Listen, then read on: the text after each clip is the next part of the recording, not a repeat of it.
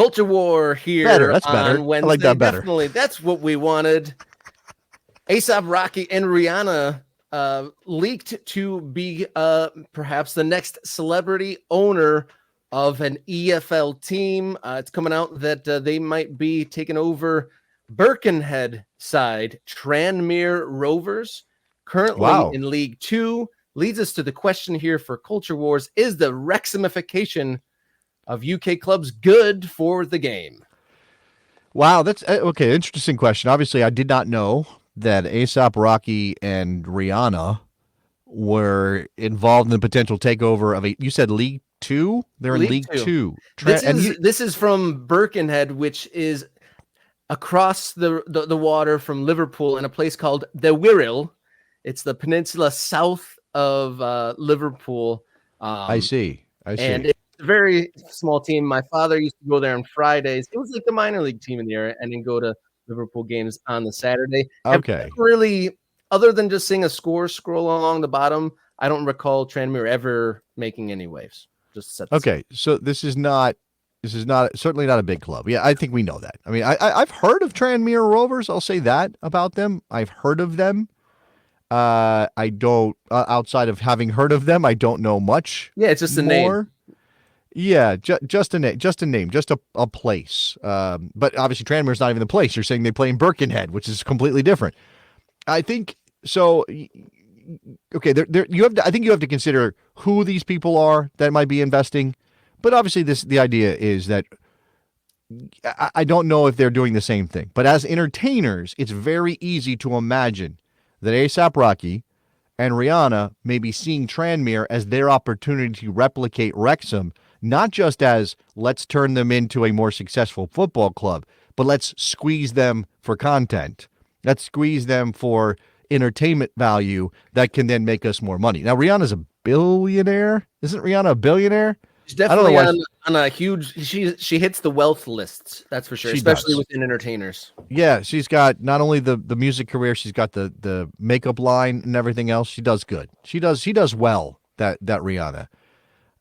It's only as good as the owners are committed, right? And it's only as good as whether or not it hurts everybody else on the other side. So. This is my issue continues to be my issue with Wrexham, right? I'm glad that the people of Wrexham are on this ride, led by a couple of celebrities, McElhenney and who's the other one? Reynolds.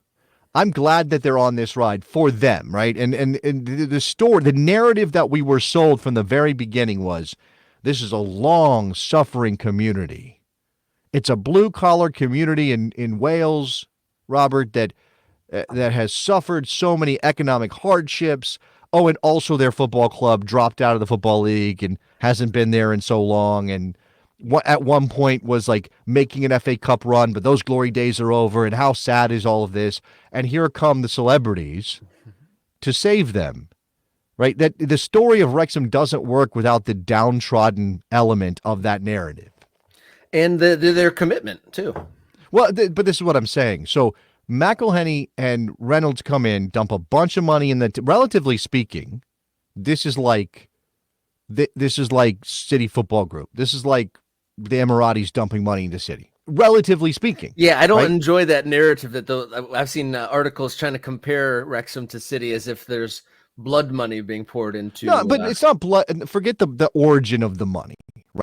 Okay, forget about that part. Obviously, strip that out of it, because I'm not putting a moral equivalency on the people behind City Football Group and Ryan Reynolds and Rob McElhenney. I'm not saying that they're comparable, but if you're talking about the money that comes into the club and how it changes the fortunes of the club relative to clubs around them, relative to the clubs they compete with for trophies or for in this case, in Wrexham's case, promotion, it is like that, right? The amount of money they put into Wrexham was rocket fuel when some of these other clubs, they just don't have that opportunity. They don't have that possibility. Now, this is the system that we all agreed to, I guess, or sort of it started forming and we just kind of live with it now. I know at the top level, you got FFP, you got PSR. These are meant to restrain some of this now. It's maybe why Newcastle can't do a City, right? People who are looking at Newcastle and thinking, oh, the Saudis bought Newcastle. They're going to be the next Manchester City. Well, maybe not if they can't do the same tricks that City did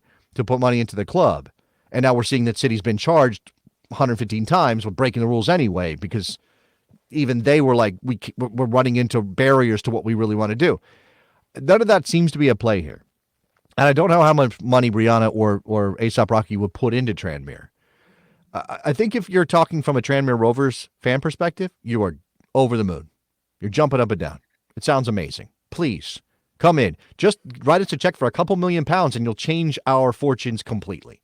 Like the overnight, Tranmere will be a different club for just a couple million more pounds on the ledger, which obviously Rhianna and ASAP Rocky have.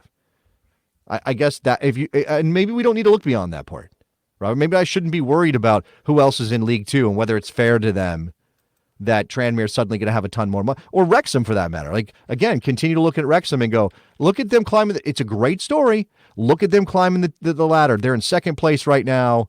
They're trying to get into the championship. They've got this. They're pushing for advancement to the Premier. What a story that will be. Again, how they did it is part of the story that nobody seems to want to talk about.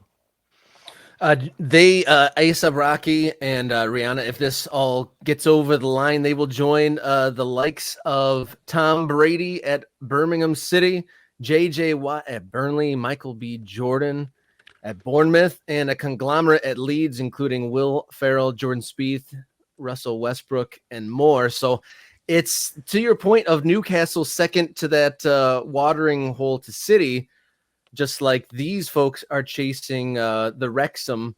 And it's not often the case that they're able to replicate it, and they'd have to find their own way to find those same ends. And does A$AP Rocky and Rhianna have the time and guile to navigate Tranmere Rovers to that sort of prestige? What I don't love about this, and it's not Reynolds and McElhenney's fault, because they conceived of a plan, they executed it, they were willing to put their money in, leverage everything they could to help Wrexham climb the pyramid. It's not their fault, but they have now set this standard, or set this possibility, that if a celebrity buys your club, you're going to do a Wrexham. Yeah. And very much like if you're a Premier League club and you're sitting around waiting for some oil-rich, state-backed fund to buy your club, because that's the only way you can imagine yourself getting to the level of a City or a Liverpool or whatever. Obviously, Liverpool's an example of you don't have to have that, but for a lot of clubs, that's the only way they can imagine it happening, because how else are we going to compete money-wise? That's what this is, right? It's a lot of fans in League Two, League One, non-league clubs that maybe have a football league history who are thinking, if only some rich celebrity will buy us up, we'll be able to compete. And that sucks as like a starting point for fandom, for support. It stinks that that's the way. And say what you will about, the socialist methods of running leagues in America. At least, again, the point is that nobody has to look at another club and think, well, they've got $1 billion more than us. We can never compete. I might as well just hope for 10th. Like, to me, that's a really weird alien thing. And as somebody who has adopted Fulham, I'm wrestling with that all the time. Like, I'm never going to see Fulham win a Premier League trophy. Not under the circumstances they're currently in. I'm never going to see that. But even if you're a Cleveland Browns fan, you can imagine that, like, if we finally get somebody competent, if we finally get the right quarterback, it's possible that I will see a Browns Super Bowl win in my lifetime. Maybe not likely, but possible. It's not possible that Fulham will win a title in the Premier League. Just not possible. Are Fulham fans, are they the type of club that gives the League Cup and the FA Cup a legit run? Have they really made the final stages of? But that's the problem, right? For a club like Fulham, and maybe Fulham's not in that group of the worst of the worst. I mean, we're watching teams that can't get a win 8 match days into the season right now. So Fulham is by that standard doing fine. But if you are typically in the relegation fight, or know that just a couple of bad performances here or there could pull you into it, how can you possibly justify going after an FA Cup, going after a League Cup? Like, how can you justify throwing all your weight into those efforts when if you lose the game on the weekend afterwards, you could find yourself down in the championship? And that's death, essentially.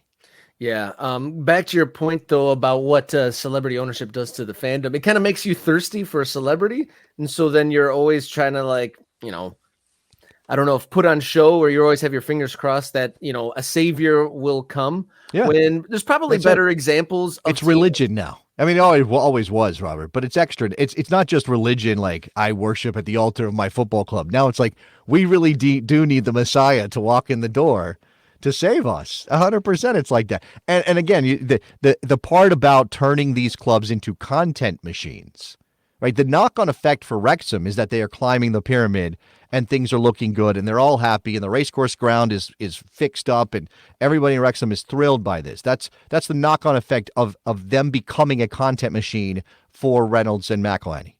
Right? And I'm not sure what one thing that Wrexham had is that's the team in the area. There's not a lot of competition for teams. Sure. That is the team of the city. Whereas Tranmere Rovers, I mean, maybe it means something to the small town of Birkenhead and the surrounding villages. But I mean, they're overshadowed by, the mammoths of, English football, like Liverpool's across the water. Yeah. How do you compete with that? And various other teams are right there. But they're at least put a little bit of a silver lining that celebrities are, I mean, money has a big part to do with it, but celebrity is not the only path to success. I mean, you could look at the likes of Luton, Bournemouth, Ipswich that have, within like 5-10 years been in the doldrums here in these 4th, 5th tiers and have made their way up to the top. I have a not, I don't know if this is comprehensive, but I have a list of I know you mentioned some already, but I want to throw a couple out there as well. Did you know that Mindy Kaling has a piece of Swansea? Did you know that one? I didn't know that one. I did not know. I knew there was a little bit of American influence on the ownership group there, which led to some downfall of their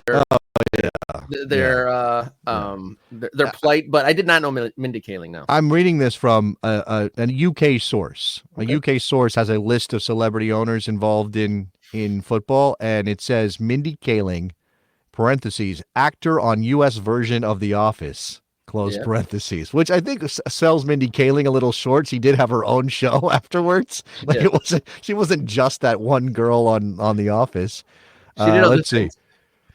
Don't forget about, I know they're not celebrities outside of football. They are footballers, but Salford City is famously owned by Beckham and Giggs and Neville, the Neville brothers, Paul Scholes, Nicky Butt, all that class of 92 is involved in Salford City, which is just like Tranmere.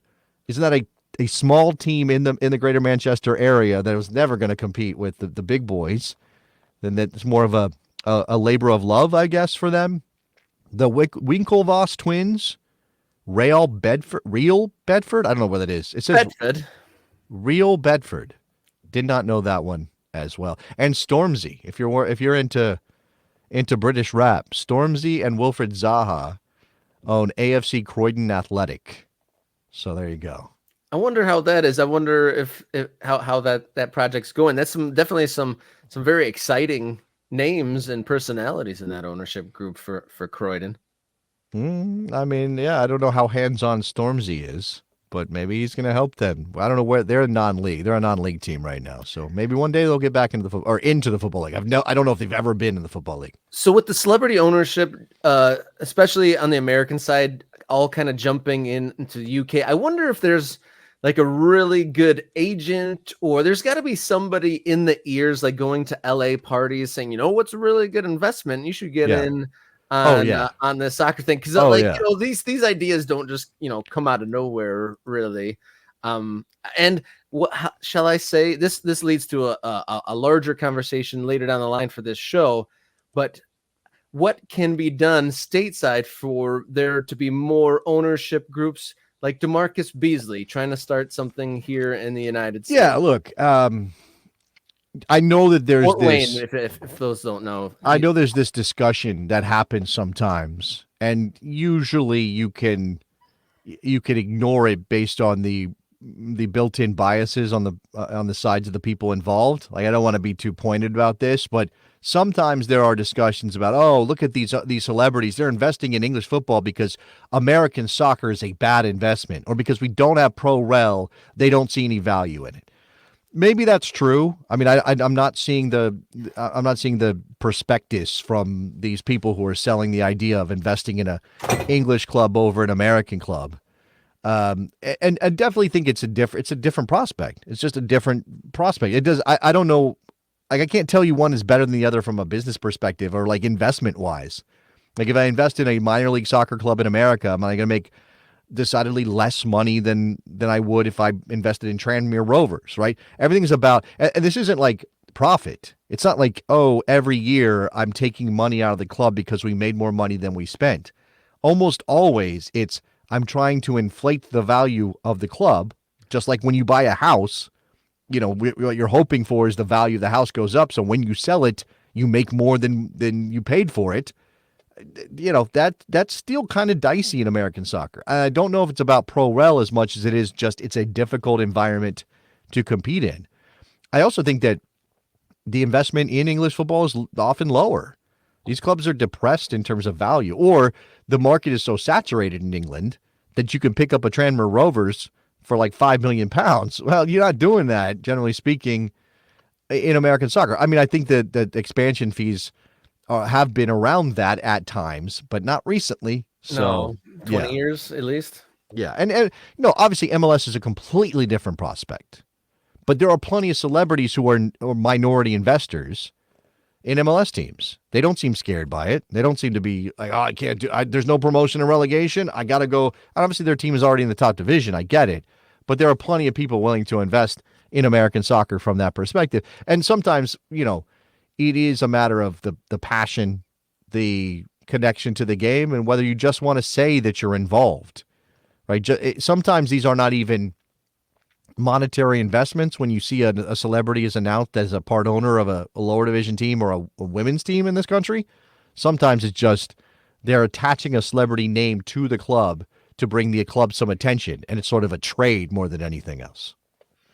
I think comparing the English investment to MLS investment might be like going to a club, and English side the door fee is a lot less expensive, and the door to the VIP room isn't locked all the way.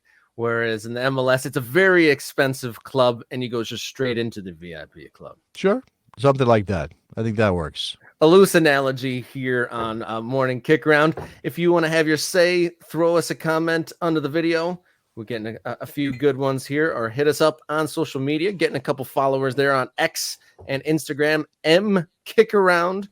And then the most important of all, subscribe to the Morning Kick Around channel. I know that we've added about 100 here in the last week or so, creeping up on 300 subscribers. So almost there, almost to 300. And then, I don't know what that means for us, but that's just the first step on the way to 50,000, which we were getting to by the end of 2024. That's the goal. Help us reach 50K. Subscribe to Morning Kick